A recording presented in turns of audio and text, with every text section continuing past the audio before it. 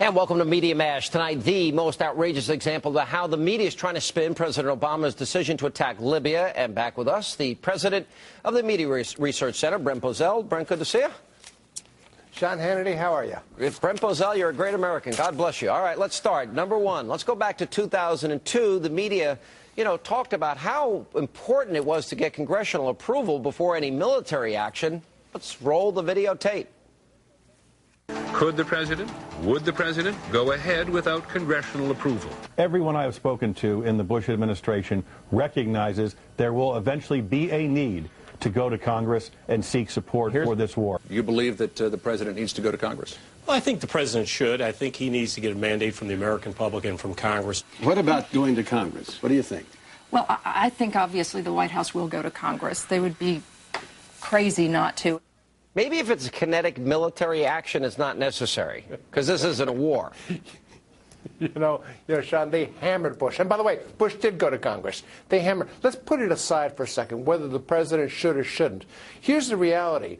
Barack Obama on the campaign trail said that the president had no constitutional right to declare military action without congressional approval.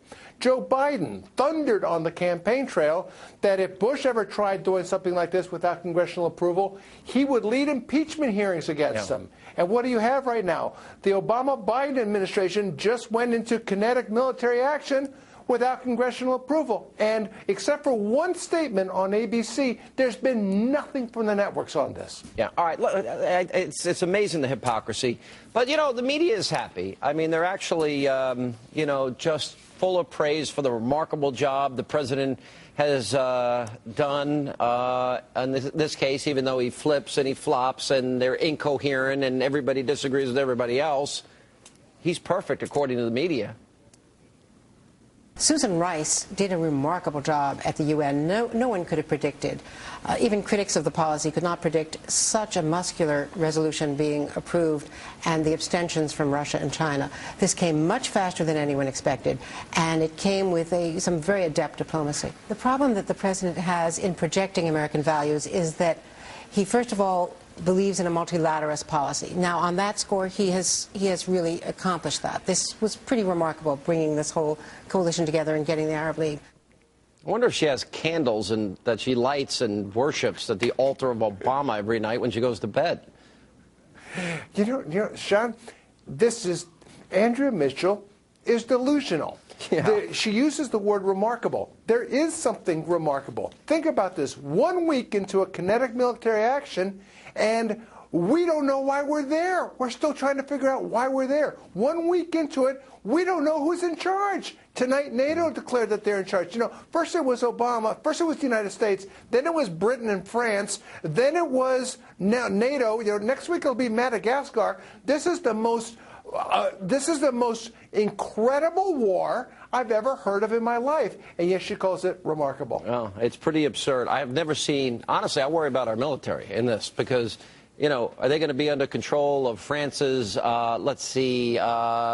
they're going to have a committee, a political committee, looking into this. That will have, we'll follow the French into this. All right, NBC claims that the U.S. acted alone in Iraq, but we're getting it right this time because we're on the getting rid of a dictator like, no, not Saddam, the other guy, Gaddafi.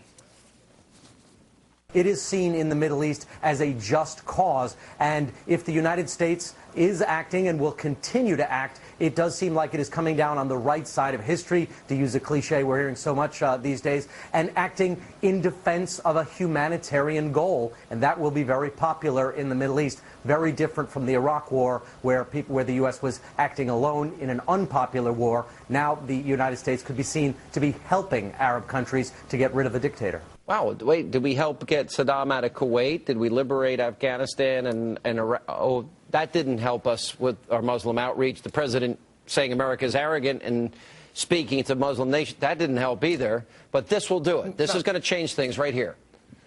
This story's all over the place wrong. Number one, Bush had 30 coalition partners. Obama has 16. Number two, if it is right for for Obama to do this for humanitarian reasons, then the same reporters should have been giving George Bush a standing ovation, given that Saddam Hussein was using chemical weapons against his own people. Number three, insofar as the popularity of this action, why is it that one day into the kinetic military action, the Arab League went out against the no-fly zone after being for it? Now they're against it again. I mean, they're flip-flopping more than John Kerry on this one. Yeah. And remember, Egypt and Saudi Arabia, even Syria sent troops to the first Gulf War in 1991. Sean, the question the media should be asking is, if the Arab world feels so threatened by this and feels it's so important, where the hell are they?